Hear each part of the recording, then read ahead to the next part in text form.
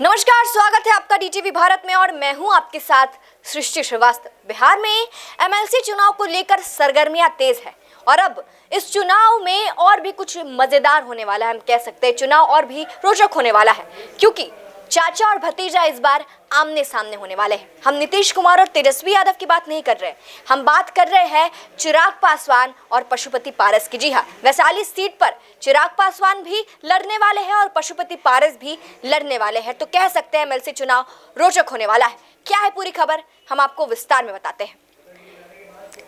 दरअसल राष्ट्रीय जनतांत्रिक गठबंधन ने अपने प्रत्याशियों का ऐलान कर दिया है। भाजपा 13 और जेडीयू ने 11 पर चुनाव लड़ेंगे।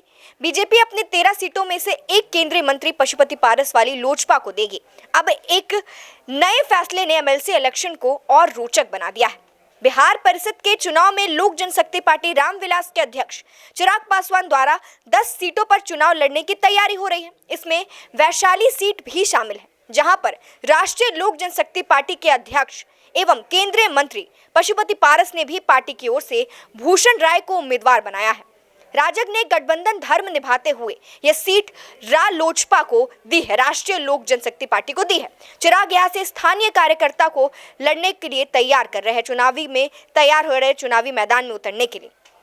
लोजपा रामविलास के प्रधान महासचिव संजय पासवान के मुताबिक पार्टी के संसदीय बोर्ड के वैशाली के अतिरिक्त नालंदा, नवादा, गया, भागलपुर, वैशाली, छपरा, बेगूसराय, सहरसा, मधुबनी और मुंगेर सीट पर चुनाव लड़ने की अनुशंसा राष्ट्रीय अध्यक्ष चिराग पासवान ने की है।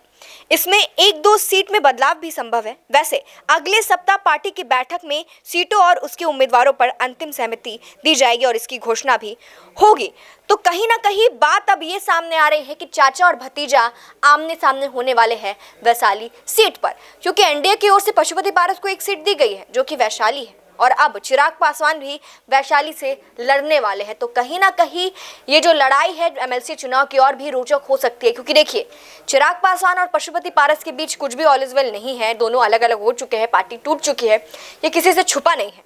शुरू से बात करें तो चिराग पासवान के पिता रामविलास पासवान का जब निधन हो गया था तब जो पशुपति पारस है उन्होंने खुद को पार्टी का राष्ट्रीय अध्यक्ष घोषित कर दिया था। लोक जनशक्ति पार्टी जो है पहले थी उसको खुद का राष्ट्रीय अध्यक्ष घोषित कर दिया था पशुपति पारस को, जिससे चिराग पासवान को कहीं ना कहीं नाराजगी हो गई थी, क्योंकि रामविलास पासवान उनके पिता थे, उन्होंने बनाया था उन्हें राष्ट्रीय अध्यक्ष।